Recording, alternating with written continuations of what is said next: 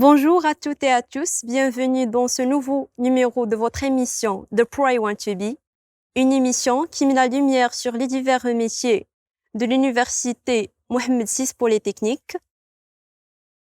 Cet épisode a pour thématique les ingénieurs en informatique, piliers du monde de demain.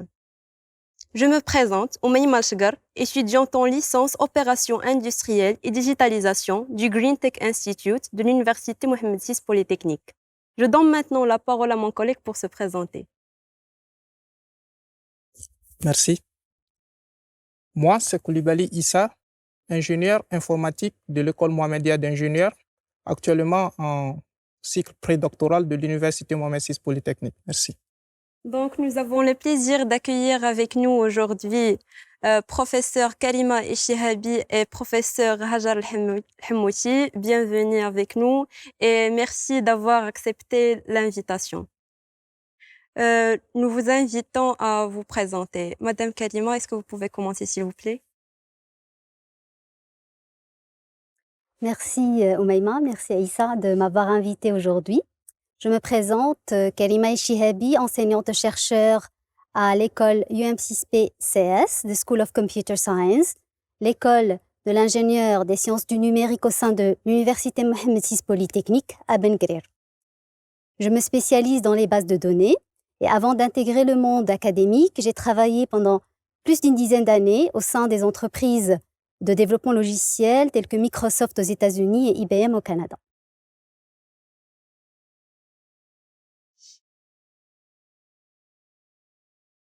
Alors bonjour et merci beaucoup pour votre invitation. Moi c'est Hajar Al-Hammouti.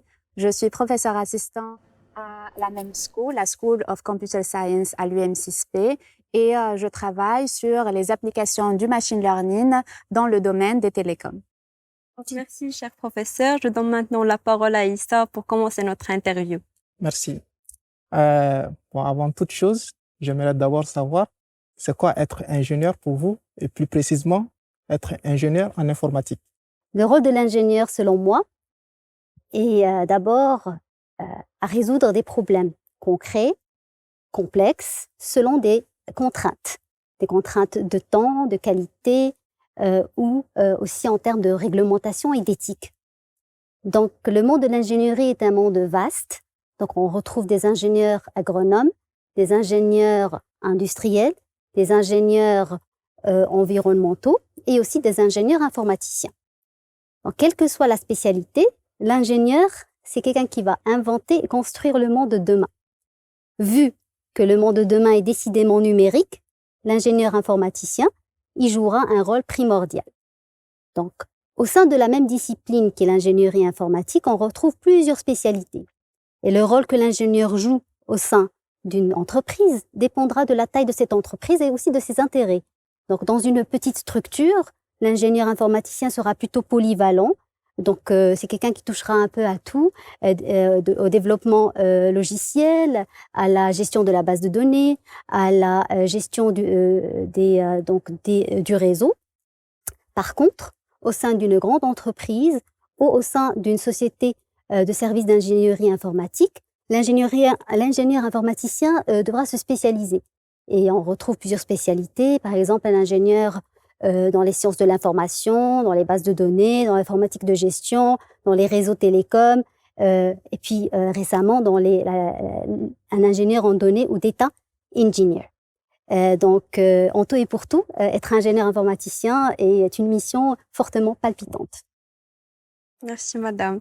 Donc, comme vous savez, aujourd'hui, tout le monde parle de l'industrie 4.0. Pour cela, j'aimerais profiter pour vous poser la question, quel est le besoin dans notre société, dans les divers domaines, agriculture, santé, armée, en termes d'ingénieurs, informaticiens et surtout pour les sociétés africaines? Alors, la quatrième révolution industrielle ou plus généralement la révolution numérique a fait que les compétences informatiques et numériques se sont étendues à plusieurs secteurs d'activité, à savoir la finance, le BTP, le transport, la santé, l'agriculture, enfin, tout ce que vous venez de citer. Donc aujourd'hui, en fait, on ne peut pas imaginer une entreprise ou une organisation qui n'utilise pas un produit informatique, que ce soit pour la gestion de ses stocks, le traitement de ses données, la promotion de ses produits ou services. En fait, cela va dépendre du secteur d'activité de l'entreprise ou de l'organisation. Mais en général, peu importe l'entreprise, elle va employer un ingénieur en informatique de manière directe ou indirecte. De manière directe en l'employant directement dans ses équipes et de manière indirecte en utilisant un produit qui a déjà été conçu par un ingénieur informaticien. Maintenant, toute cette dynamique, en fait, touche particulièrement l'Afrique, qui est un continent en train de faire sa transition numérique. Et donc, le besoin en ingénieurs en informatique est très important.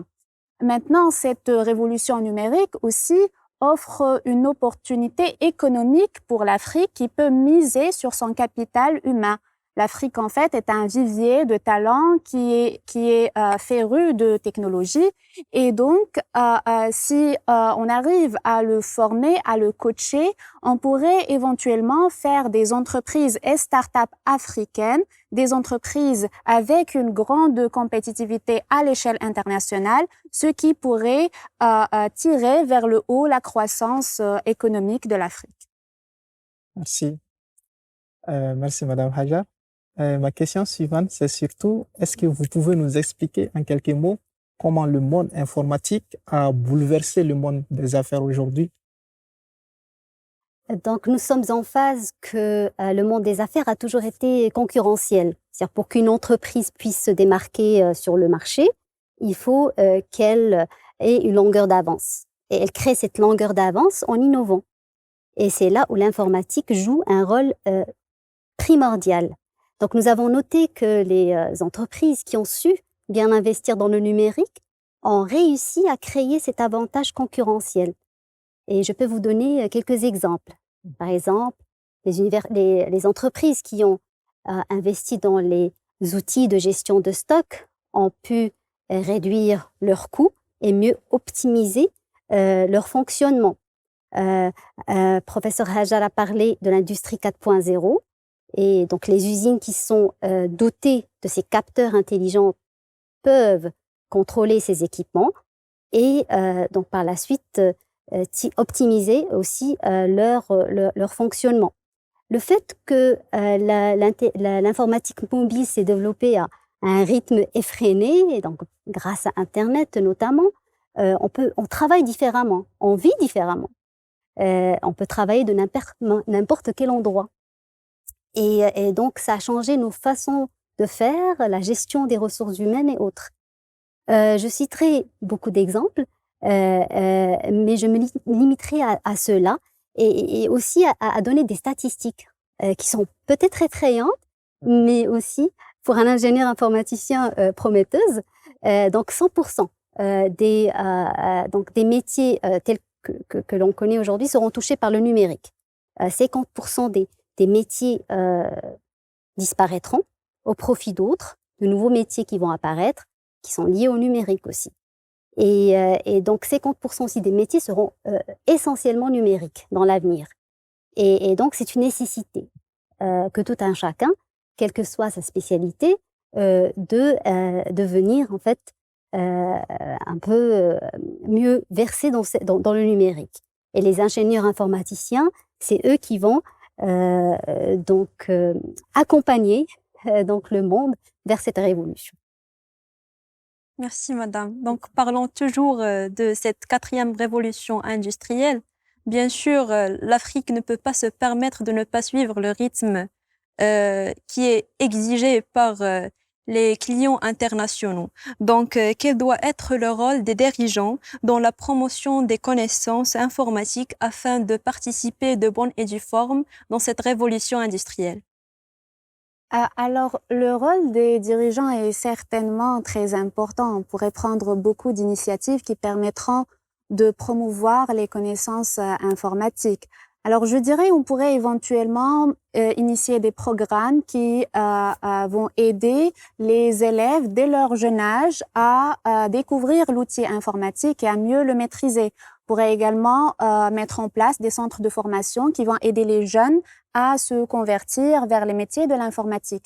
Ce serait également génial de donner plus de ressources aux universités pour promouvoir la recherche scientifique en général et puis la recherche liée au numérique. Ce serait aussi important d'encourager les collaborations à l'échelle internationale entre les entreprises et les universités afin de profiter du progrès que connaissent les autres pays. Donc, au fait, au-delà de toutes ces initiatives même, ce qui serait très important, c'est en fait d'inclure la culture scientifique aux plus jeunes et aussi de promouvoir la culture de l'apprentissage en général. Je pense que si nous faisons cela, de très beaux horizons s'offriront pour le continent africain. D'accord. Professeur Hajar vient d'indiquer la participation des universités. Alors, quel est le cas ici à l'Université Mohamed VI Polytechnique pour la formation des profils des ingénieurs informatiques aujourd'hui? Effectivement, l'Université Mohamed VI Polytechnique offrira un diplôme d'ingénieur d'État en informatique à partir de septembre 2021 au sein de l'UM6PCS, qui est la School of Computer Science, donc l'école d'ingénieurs des sciences du numérique. Et donc l'école est basée sur Ben Guerir. C'est une formation de haut niveau qui délivre un bac+5 bilingue en français et en anglais et qui se déroule sur un cursus de 2 années préparatoires suivi de 3 années de spécialisation. Et les spécialités que l'on retrouve au sein de l'école vont de l'intelligence artificielle et du machine learning, au data science, au réseau et à la sécurité, au blockchain et à l'Internet des objets. Donc la formation est de niveau international, elle est aussi orientée et alignée avec le programme anglo-saxon parce que le contenu a été conçu sur la base des recommandations de l'IEEE et l'ACM, qui sont 2 organisations mondiales du domaine. Et donc les étudiants seront amenés à étudier avec une pédagogie aussi axée sur le projet, c'est-à-dire en réalisant des travaux en recherche et développement, ils peuvent acquérir des connaissances à partir de cette pratique-là, aussi à partir de l'expérimentation grâce à nos supercalculateurs, à nos fermes expérimentales et aussi aux divers laboratoires et Fab Labs qui sont disponibles à l'université. Maintenant, être ingénieur nécessite essentiellement acquérir ces compétences fondamentales scientifiques et techniques, mais aussi être capable de gérer un projet, de bien communiquer, de devenir entrepreneur, pourquoi pas. Et donc, au sein du cursus, les étudiants seront accompagnés tout au long de leurs études en leur dotant de ces compétences-là, linguistiques et autres, mais aussi pour les préparer pour intégrer éventuellement des entreprises nationales ou internationales, des centres de recherche nationaux, internationaux, ou pourquoi pas créer leur propre entreprise. Donc, parlons de la formation dans ce domaine ou bien dans ce métier. Est-ce que il faut avoir quelques connaissances ou bien prérequis pour pouvoir s'y former et pour entrer dans ce domaine, les maths ou bien les physiques, par exemple? Alors oui, avoir des connaissances en mathématiques, c'est nécessaire. En fait, les mathématiques, c'est la base de l'algorithmique qui est en fait cette façon de résoudre les problèmes selon une suite d'étapes. Et donc, il faut avoir les outils mathématiques pour pouvoir résoudre ces problèmes de manière efficace et optimale. Maintenant, tout l'intérêt des mathématiques, c'est en fait souvent cela reflète une bonne logique de la pensée et aussi une facilité à résoudre les problèmes les plus complexes. Il faut dire cependant que les métiers de l'informatique, au fait, certains d'entre eux nécessitent des connaissances encore plus approfondies en mathématiques, plus que d'autres. Par exemple, si aujourd'hui vous voulez faire un ingénieur en intelligence artificielle, en particulier en machine learning, eh bien les mathématiques sont nécessaires, voire primordiales. Aussi, la diversité des métiers de l'informatique fait en sorte à ce que certains métiers vont demander d'autres connaissances. Par exemple, si vous voulez faire un ingénieur en électronique, en électricité ou en télécom, eh bien, vous avez besoin de bases en physique, en particulier en électromagnétisme, en électricité et en électronique. Donc, ceci, c'est en général les compétences techniques dont on a besoin, mais comme l'a très bien mentionné professeur Kalima, on a aussi besoin de compétences que l'on appelle dans le jargon des recruteurs les soft skills. Donc, un ingénieur sera amené à travailler dans une entreprise, donc il faut qu'il ait le sens de travailler en groupe, il faut qu'il ait le sens de l'écoute, les capacités de communiquer avec ses collègues. Il faut aussi qu'il soit proactif, qu'il ait cette volonté d'apprendre de manière constante et aussi d'être à la pointe de la technologie. Voilà. Si. Ma question, elle est la suivante. Si les ingénieurs sont les piliers du monde de demain, les ingénieurs informatiques bien évidemment, quels sont alors les progrès informatiques qui sont attendus dans les années à venir et qui pourront vraiment changer le monde? Donc, il est difficile de prédire l'avenir je vais me prononcer selon ma propre perception sur disons, les technologies clés qui, selon moi, auront plus d'impact. Alors, je commencerai peut-être par l'intelligence artificielle. En résumé, l'intelligence artificielle consiste à créer des machines, des algorithmes qui aident une machine à penser, à réfléchir, à prendre des décisions et pourquoi pas apprendre par elle-même. Donc le but ultime, éventuellement, c'est que ces machines-là puissent consolider tous les apprentissages, toutes les connaissances qui ont été donc communiquées pendant des millénaires par les humains. Est-ce qu'on y arrivera? Je ne le sais pas, mais c'est le but ultime. Je citerai également l'informatique quantique ou l'informatique de l'infiniment petit. Donc, elle touche aux effets quantiques de superposition enchevêtrement. Un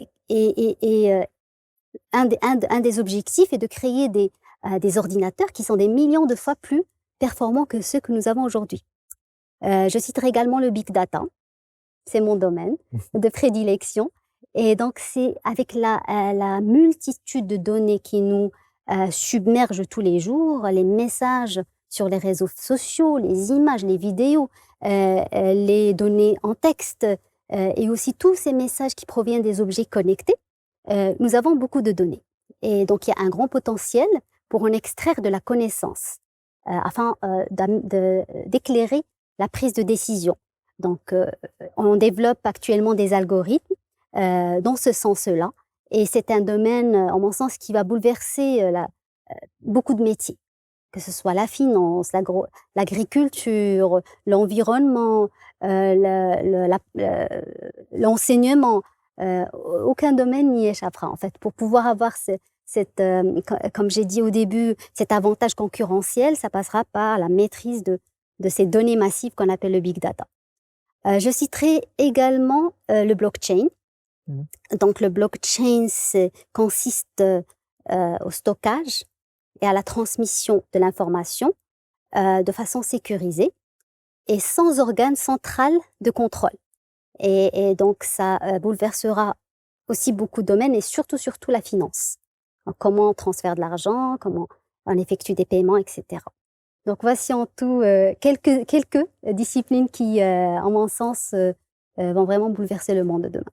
Donc, vous avez parlé, professeur Kalima, de la notion de l'intelligence artificielle. Comme vous savez, au début, le rôle de l'ingénieur informaticien se limitait à automatiser les informations.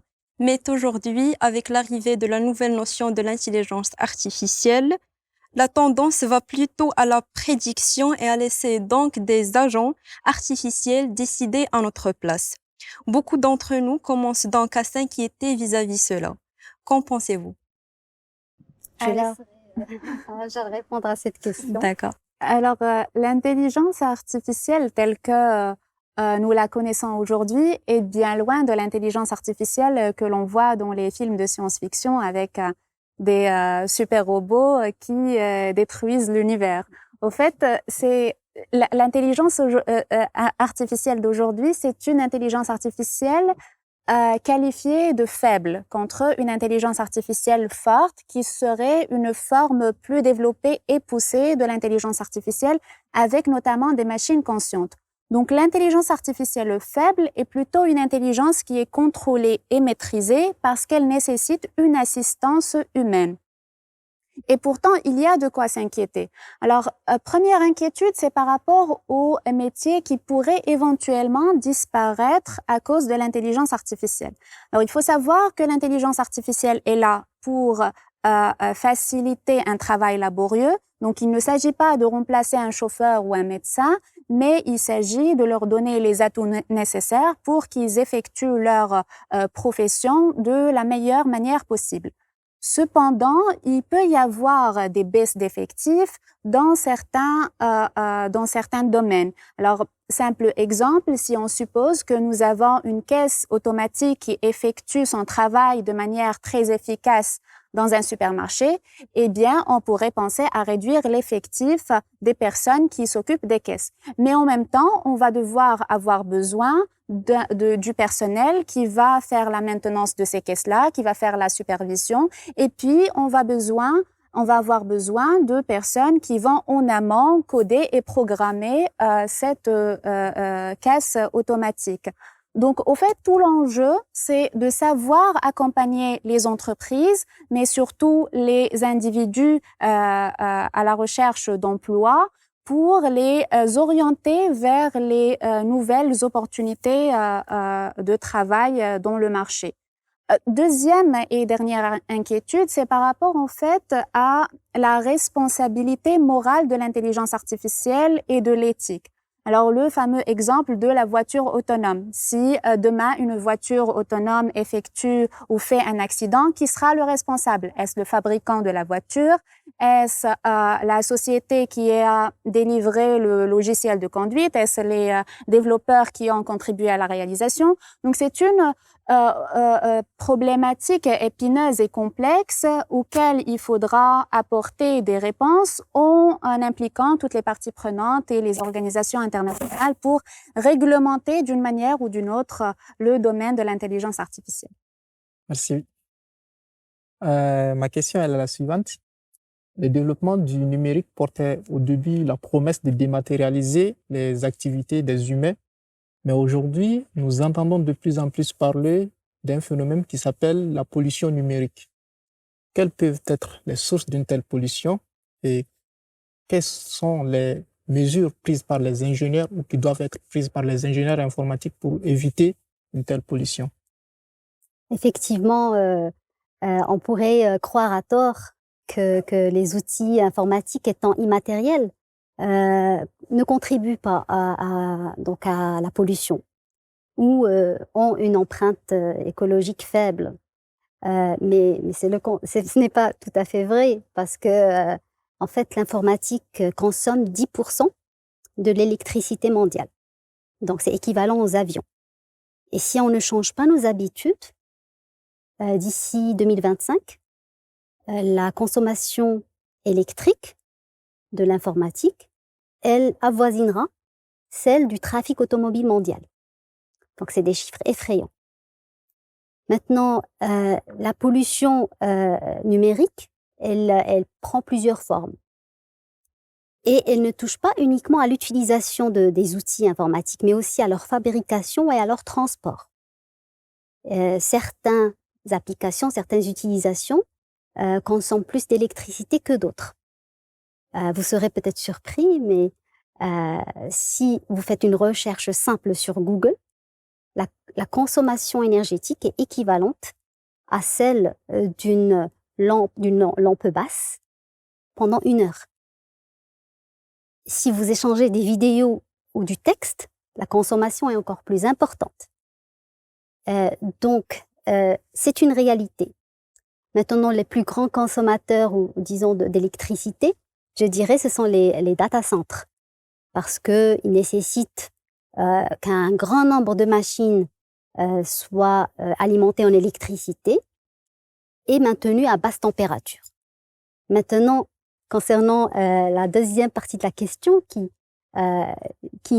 sera plus, je l'espère, plus optimiste, c'est comment peut-on à remédier à cela.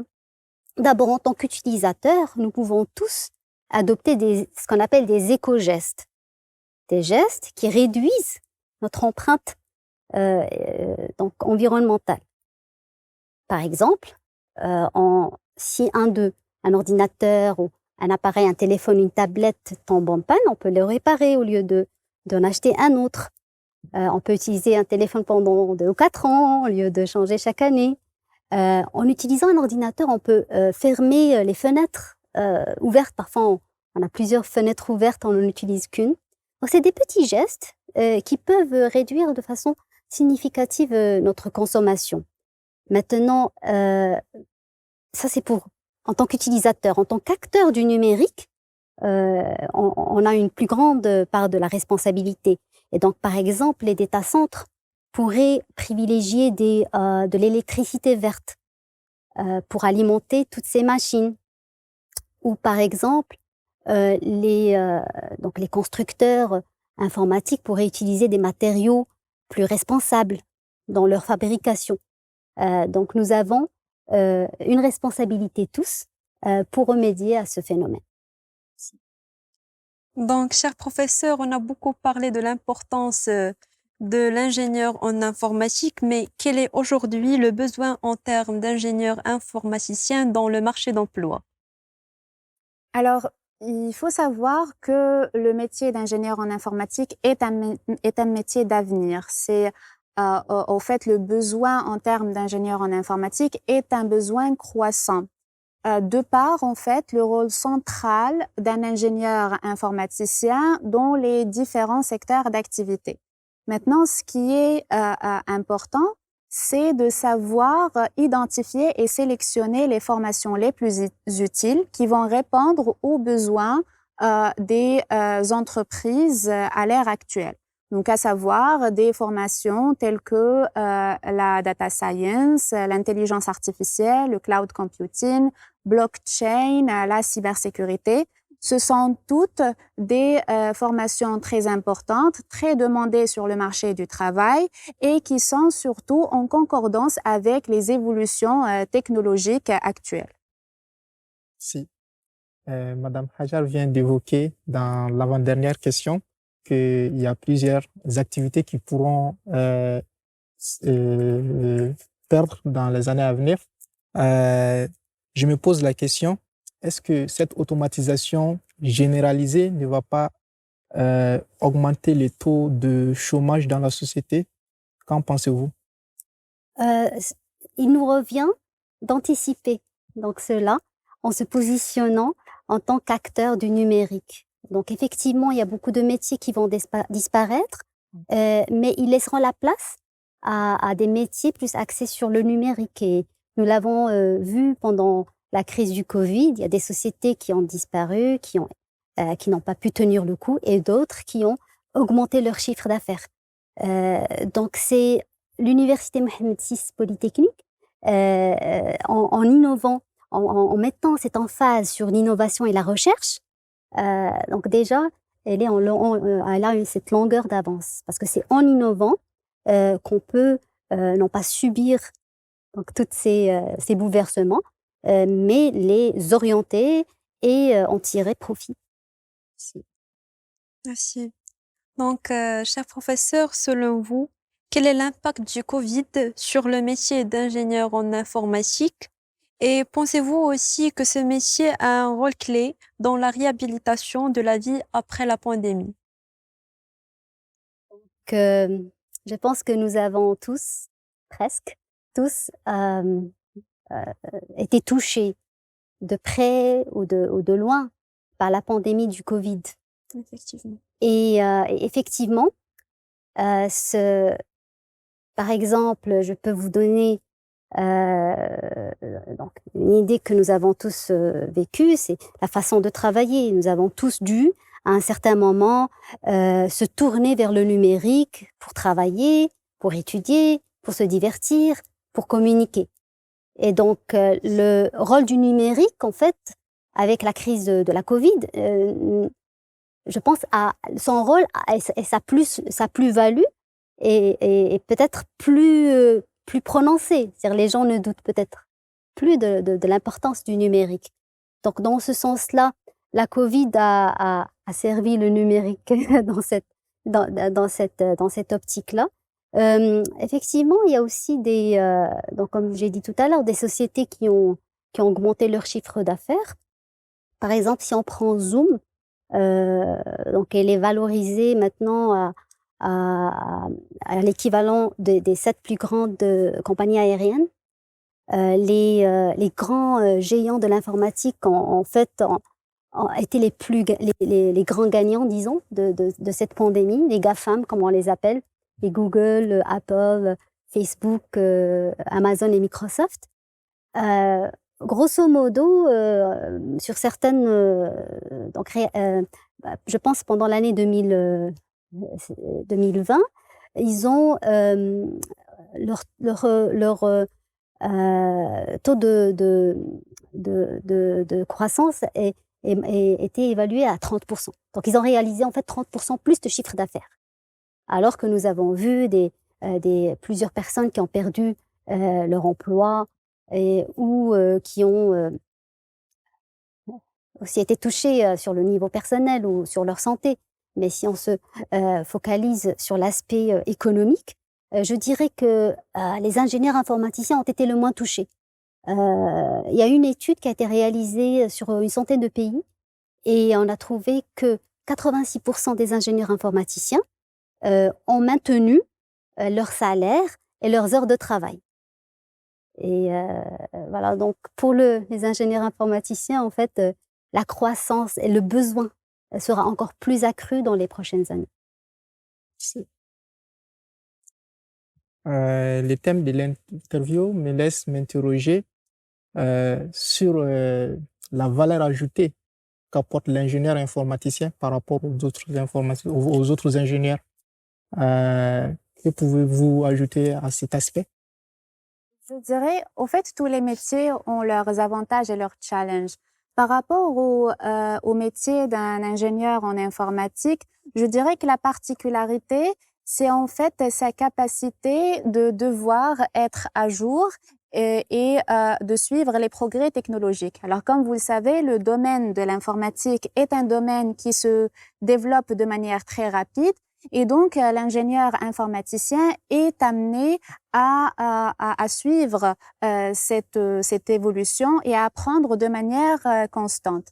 Un autre avantage et un autre point fort de ce métier d'informaticien, c'est que en fait, l'ingénieur en informatique a cette diversité d'applications, de champs d'application. Aujourd'hui, un ingénieur en informatique peut travailler sur une application dans le secteur banquier et donc il peut développer ses connaissances par rapport à ce secteur-là. Et demain, il peut s'envoler vers un autre projet de l'aéronautique et donc apprendre d'autres détails très différents de sa première expérience. Donc, c'est cette richesse aussi qui fait la particularité et le point fort du métier d'un ingénieur en informatique. Si. Mais est-ce qu'on peut dire, professeur, qu'aujourd'hui, tous les domaines ont besoin des services d'ingénieurs en informatique? Oui, tout à fait. La réponse est tout à fait oui. Et en fait, l'impact est incontournable et les applications sont illimitées. Donc, on peut prendre n'importe quel domaine et je peux vous donner des exemples où l'informatique a donné des fruits et donnera encore plus dans l'avenir. Donc, si on prend l'enseignement, encore avec la Covid, nous avons tous vu l'importance du développement des outils pédagogiques performants, des applications qui ne plantent pas, qui peuvent être utilisées par un grand nombre de personnes en parallèle et qui garantissent une certaine interactivité. Donc ça, c'est pour l'enseignement. Par exemple, en santé, l'informatique joue un rôle primordial et le jouera encore plus grâce à la télémédecine. Par exemple, pour établir un lien entre le patient et son médecin, ou aussi pour aider le médecin à faire le dépistage, ou également à faire le suivi d'un patient. Si on prend l'agriculture, et le Maroc est un pays fortement agricole, donc dans le domaine de l'agriculture, il est en vogue aujourd'hui le mot smart farming. Donc comment on utilise l'informatique pour aider le fermier à avoir un rendement plus important, en lui recommandant notamment quels fertilisants utiliser ou quelles plantes cultiver selon les caractéristiques du sol. Si on prend par exemple le domaine du commerce, donc nous avons vu la prolifération du commerce électronique. Donc les commerçants qui n'avaient pas une présence sur la toile pendant la Covid, ils ont vu leur activité disparaître. Et donc, dans l'avenir, cette influence-là de l'informatique sur tous ces domaines d'activité ne fera que croître. Et pour finir, ceci est notre dernière question. Et qu'est-ce que vous pouvez dire aux étudiants qui nous écoutent maintenant et qui souhaitent se spécialiser dans ces domaines si passionnants et très prometteurs? Alors, j'aimerais surtout les encourager. J'aimerais leur dire que le métier d'ingénieur en informatique est un métier d'avenir. C'est un métier très riche et varié qui offre des opportunités d'évolution de carrière très attractives. C'est aussi un métier en pleine expansion. Donc, si vous voulez se frayer un chemin dans le monde de demain, n'hésitez pas à en faire votre propre métier. Je réitère sur ce que le professeur Hajar a dit. Effectivement, moi je trouve que le métier d'ingénieur informaticien est très passionnant. Je l'ai vécu, que ce soit en faisant de la recherche ou du développement. Certes, c'est un métier qui nécessite des compétences techniques, scientifiques, un bon relationnel, des compétences linguistiques. Mais c'est un métier, c'est le métier de demain. Et le message à ceux qui nous regardent aujourd'hui, c'est d'aller sur le site web de notre école, l'UM6PCS, donc www.um6p-cs.ma, pour découvrir toute l'offre de formation et postuler. Nous vous remercions de votre intérêt à notre émission. Nous vous donnons donc rendez-vous la semaine prochaine avec une nouvelle thématique, de nouveaux étudiants et de nouveaux experts. Merci.